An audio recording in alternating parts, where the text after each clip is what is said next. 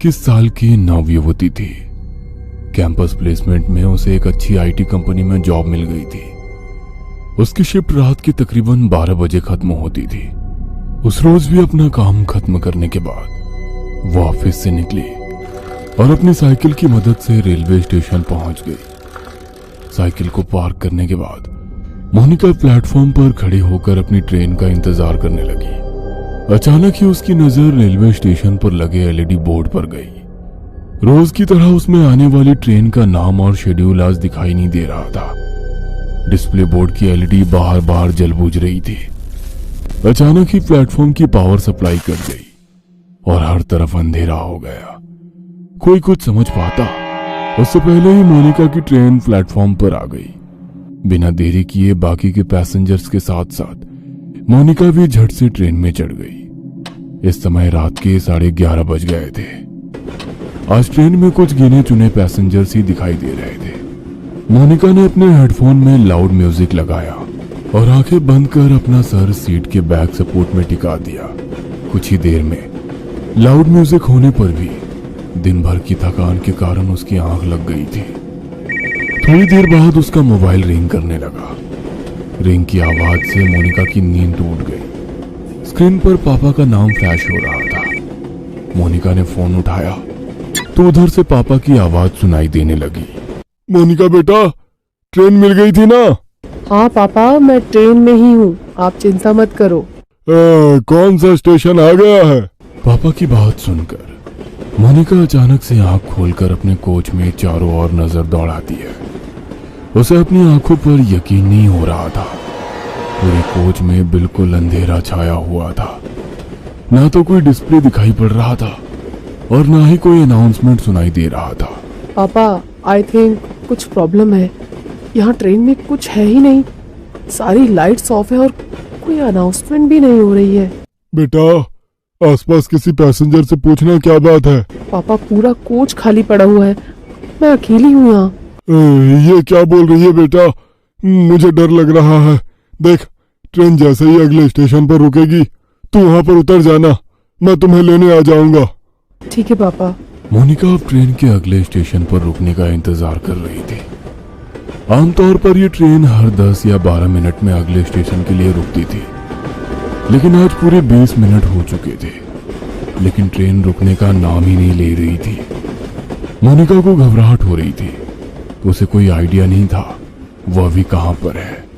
Driver की cabin में जाकर उससे कांटेक्ट करती हूँ, शायद कुछ हेल्प कर सके। ऐसा सोचकर मोनिका अपनी मोबाइल की टॉर्च ऑन करके इंजन रूम तक पहुंच जाती है। वहां जाकर वो ड्राइवर के केबिन को लगातार खटखटाती रहती है, लेकिन अंदर से कोई जवाब नहीं मिलता। डर से मोनिका की सांसें उखड़ रही थी। अपनी उखड़ती सांसों को शांत करके वह वापस अपनी सीट पर आकर बैठ जाती है। अब उसे बस ट्रेन के रुकने का इंतजार था ताकि वो नीचे उतरकर मदद मांग सके और अपने पापा को वहां बुला सके। इसी तरह 10 मिनट और बीत जाते हैं। अचानक ट्रेन की स्पीड कम होने लगती है। ट्रेन की स्पीड को कम होते देखकर मोनिका की जान में जान आने लगती है। कुछ ही मिनटों में ट्रेन किसी स्टेशन पर आकर रुक जाती है। बाहर घना अंधेरा छाया था। स्टेशन पर कहीं भी उजाला नहीं दिख रहा था। मोनिका ने खिड़की से झांककर बाहर देखा तो प्लेटफॉर्म पर एक भी इंसान नहीं था। अब तो मोनिका को और भी डर लगने लगा था। उसने जल्दी से अपना मोबाइल निकाला और फिर से पापा को फोन मिला दिया।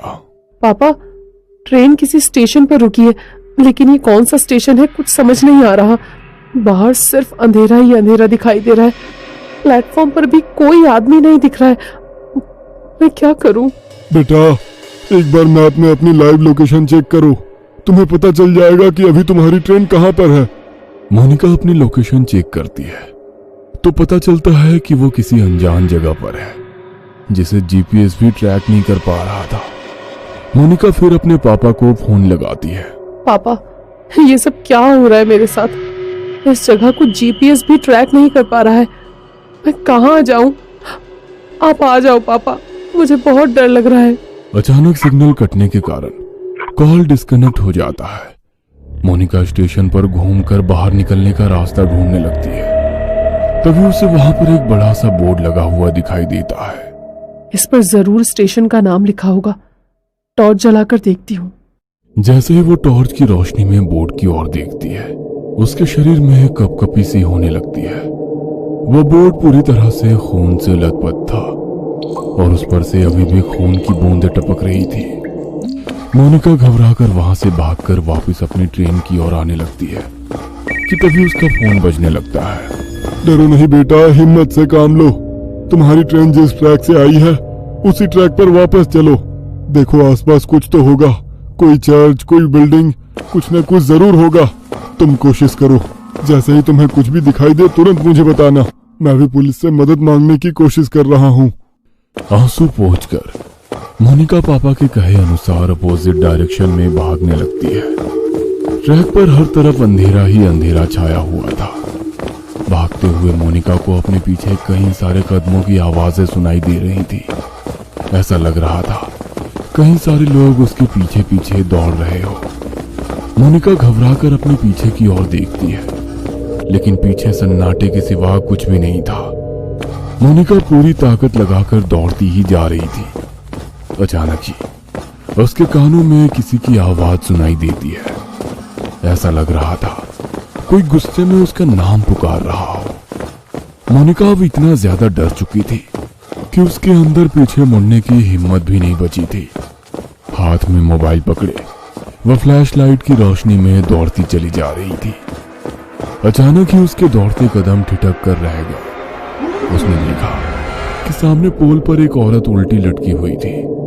उसके बाल हवा में लहरा रहे थे और वो खतरनाक चेहरे के साथ जोर जोर से हंस रही थी। मोनिका का हलक डर से सूख रहा था। अब उसमें और आगे जाने की हिम्मत नहीं बाकी थी, इसलिए वो वापस स्टेशन की तरफ जाने के लिए मुड़ जाती है।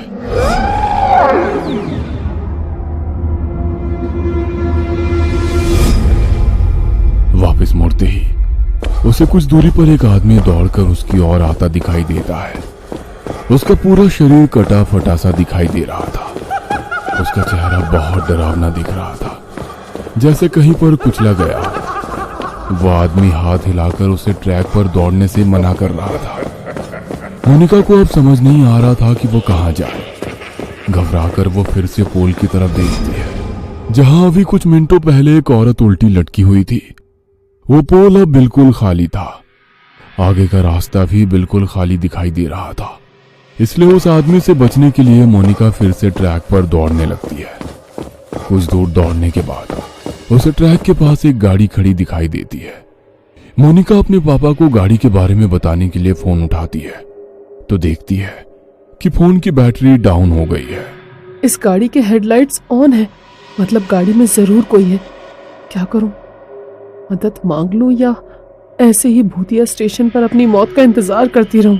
मोनिका कुछ देर सोचती है और उसके बाद हाथ हिलाते हुए गाड़ी के सामने जाकर खड़ी हो जाती है। मोनिका को ऐसी हालत में देखकर गाड़ी के अंदर से एक आदमी बाहर आता है। क्या बात है, इतनी रात को आप ऐसे ट्रैक पर क्या कर रही हैं? सब ठीक तो है ना? मोनिका बुरी तरह हांफ रही थी। ऐसा लग रहा था वह किसी भी पल बेहोश होकर गिर पड़ेगी। मोनिका की ऐसी हालत देखकर वो आदमी उसे गाड़ी के अंदर बैठा लेता है। अच्छा, आप आराम से अंदर बैठकर बताइए क्या बात है। पता नहीं क्या हो रहा है मेरे साथ। मैं न जाने कैसे इस जगह पर आ गई। अब मैं लाख कोशिशों के बाद भी यहाँ से निकल नहीं पा रही। आप बता सकते हैं ये कौन सी जगह है? मोनिका अपनी ही धुन में बोलती चली जा रही थी।